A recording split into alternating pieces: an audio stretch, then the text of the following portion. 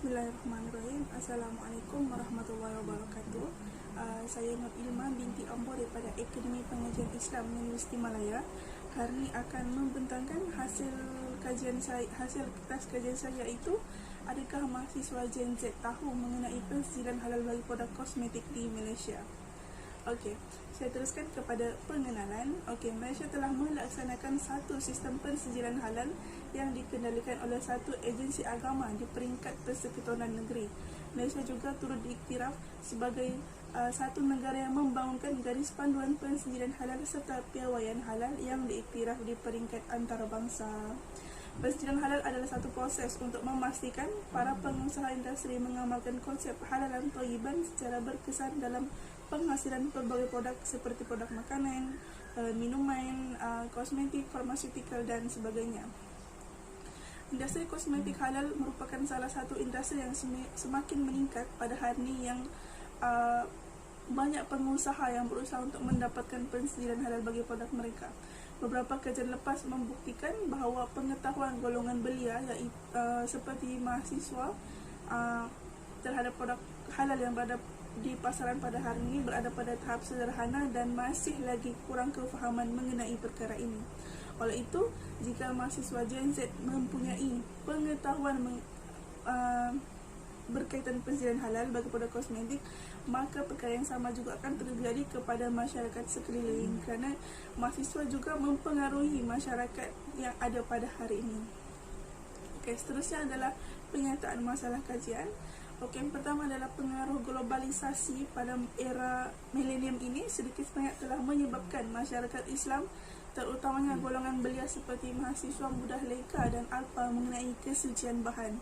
Jika mereka tidak mempunyai kefahaman mengenai perkara ini, mereka mungkin akan menggunakan bahan-bahan kosmetik yang boleh membahayakan kesihatan mereka, serta menggunakan produk yang tidak dihalalkan oleh syarak, iaitu produk yang diharamkan oleh syarak. Alhamdulillah.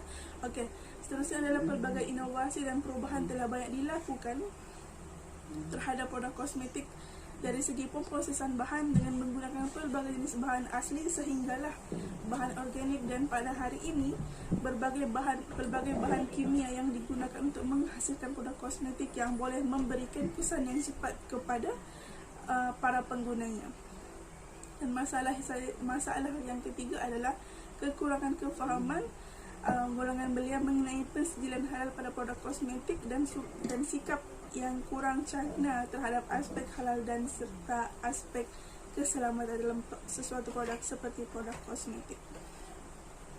Seterusnya adalah objektif kajian. Objektif kajian saya adalah untuk menilai tahap pengetahuan mahasiswa Gen Z terhadap persediaan halal bagi produk kosmetik di Malaysia.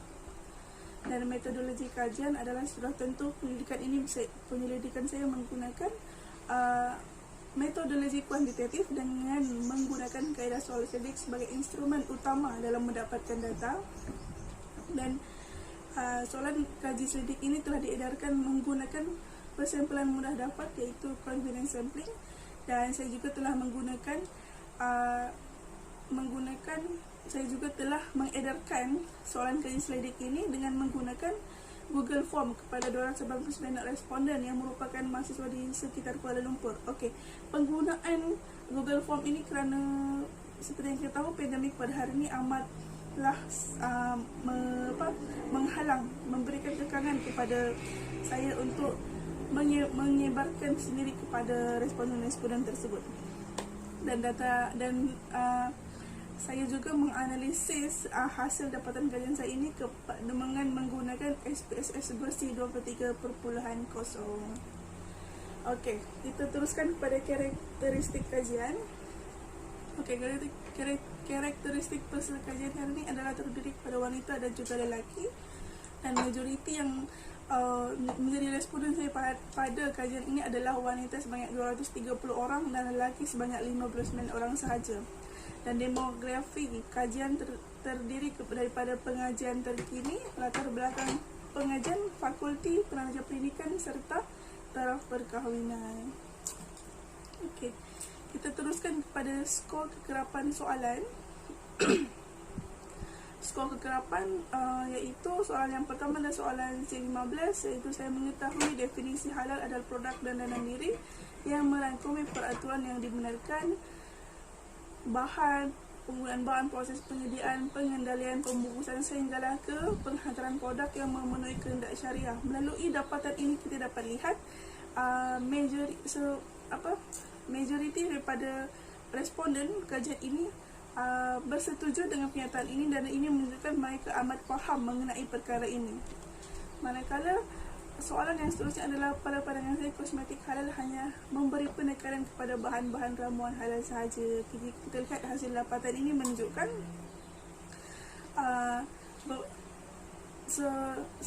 kebanyakan daripada responden tidak mengetahui kosmetik halal ini bukan hanya merangkumi ramuan halal saja, tetapi lebih kepada dari proses pembuatan sehinggalah ke penghantaran produk tersebut. Seterusnya adalah saya berpendapat agensi yang menguruskan hal ehwal persediaan halal untuk produk kosmetik terletak di bawah bidang kuasa JAKIM sahaja. Ini juga sama dengan dapatan yang sebelum ini yang menyatakan bahawa separuh daripada kebanyakan responden menyatakan bahawa mereka bersetuju dengan pernyataan ini. Dan soalan yang seterusnya adalah, saya sedia maklum bahawa selain JAKIM terhadap agensi lain yang turut terlibat dan bekerjasama dalam menguruskan hal ehwal persediaan halal bagi produk kosmetik. Jika kita lihat, kebanyakan responden menyatakan sangat setuju dengan pernyataan ini, dan mereka tahu bahawa selain JAKIM terdapat banyak pihak yang terlibat, agensi kerajaan yang terlibat seperti JSM, Jabatan Standard Malaysia, KPDNHM dan Majlis Fatwa, Grup Majlis Fatwa Kebangsaan dan sebagainya.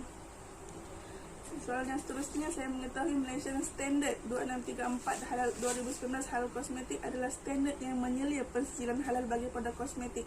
Okey, jika kita lihat daripada dapatan ini, kebanyakan responden tidak mengetahui dan tidak pasti mengenai MS halal kosmetik yang para pengusaha kena ikuti jika mereka ingin memohon pensijilan halal. Hanya sedikit sahaja yang mengetahui mengenai ini. Dan seterusnya adalah, saya sedar semua produk kosmetik yang ingin dipasarkan di Malaysia perlu mendapatkan notifikasi terlebih dahulu sebelum memohon pensijilan halal. Okey, ini kita lihat kebanyakannya mereka setuju dan mereka tahu bahawa BRFK, Kementerian Kesihatan Malaysia, bahagian Regulatory Farmasi Kebangsaan, Kementerian Kesihatan Malaysia adalah salah satu badan yang perlu mengeluarkan notifikasi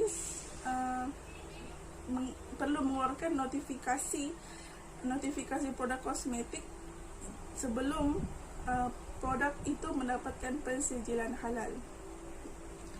Dan soalan yang seterusnya adalah, saya tahu BRFK merupakan agensi yang mengawal selia kualiti, efikasi dan keselamatan produk kosmetik. Okey, berbeza dengan dapatan yang di sini menyatakan bahawa NPRA adalah agensi yang mengawal selia semua kualiti, efikasi produk kosmetik tersebut.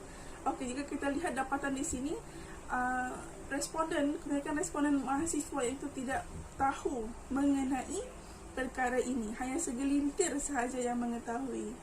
Dan ini menunjukkan bahawa mahasiswa masih kurang tahu mengenai perkara ini.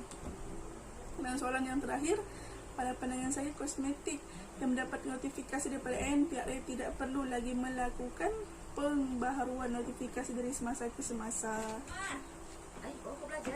Dan kebanyakan daripada soalan ini melihat kepada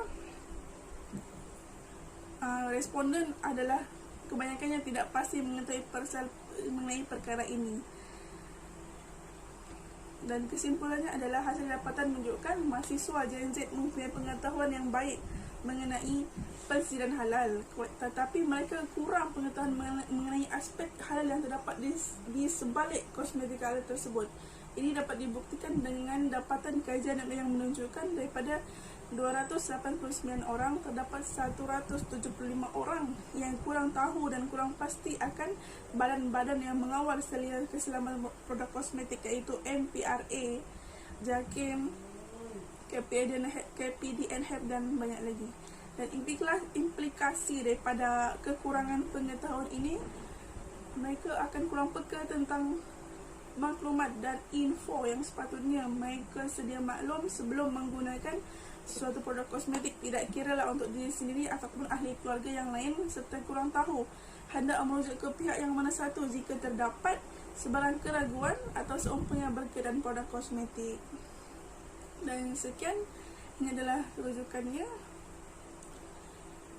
Itu saya daripada saya. Sekian dan terima kasih. Selamat Hari Raya Aidilfitri. Thank you.